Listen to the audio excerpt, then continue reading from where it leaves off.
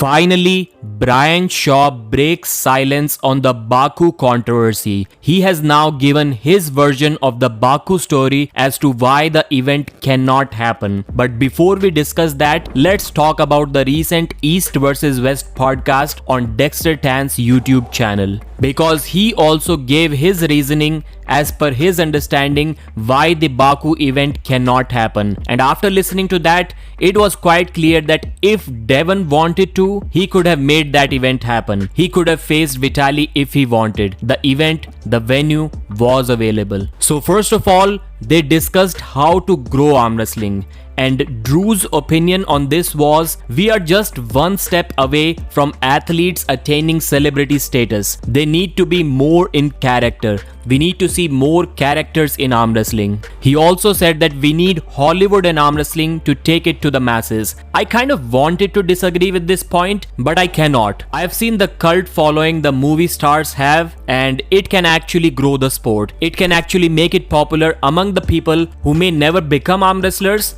but who can certainly enjoy watching arm wrestling and paying for it. They discussed how The Rock can be the biggest celebrity if they can somehow get him involved in arm wrestling. John Cena is also a cool choice, and they're already talking with Sylvester Stallone. Speaking of Sylvester, this is what Drew said.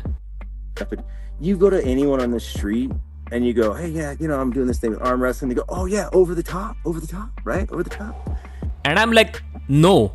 I've probably talked with hundreds of people and I've never had anyone mention over the top to me. That is just not true. Whenever you mention arm wrestling to a newbie who has never heard about the sport, or at least not much, they immediately either say Schoolboy or Devon.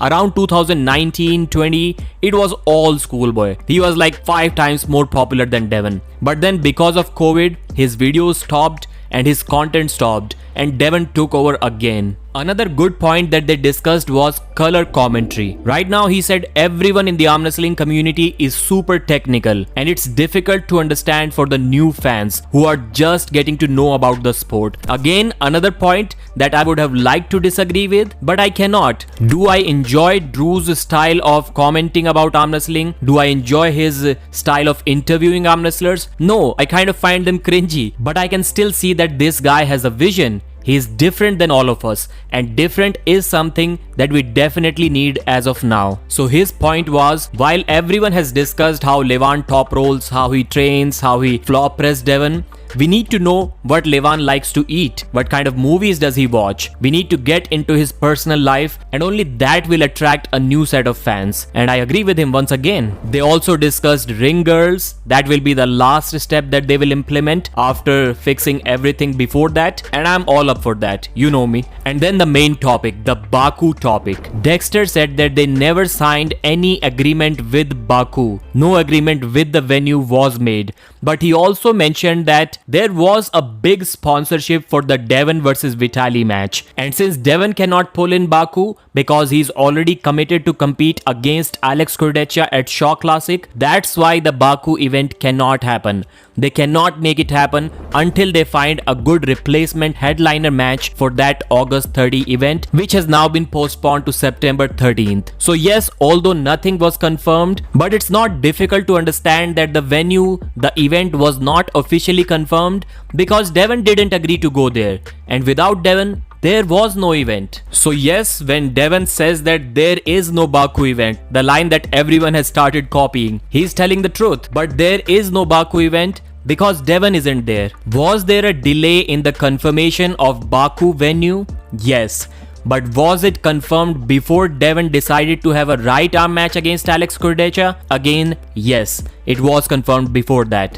When Brian explained this story, this controversy from his point of view, we definitely got to know a couple of new points. First of all, he said it was just a day or two before the East vs West 18 event that Brian was informed that there can be a potential collaboration between East vs West and Shaw Classic. Before that, Brian had discussed this with them it was Bryan who approached East vs West asking for a couple of big super matches at the Shaw Classic event to kind of cross promote arm wrestling and strongmen. This request was denied because at that point they had already almost confirmed the 2nd of August Baku event.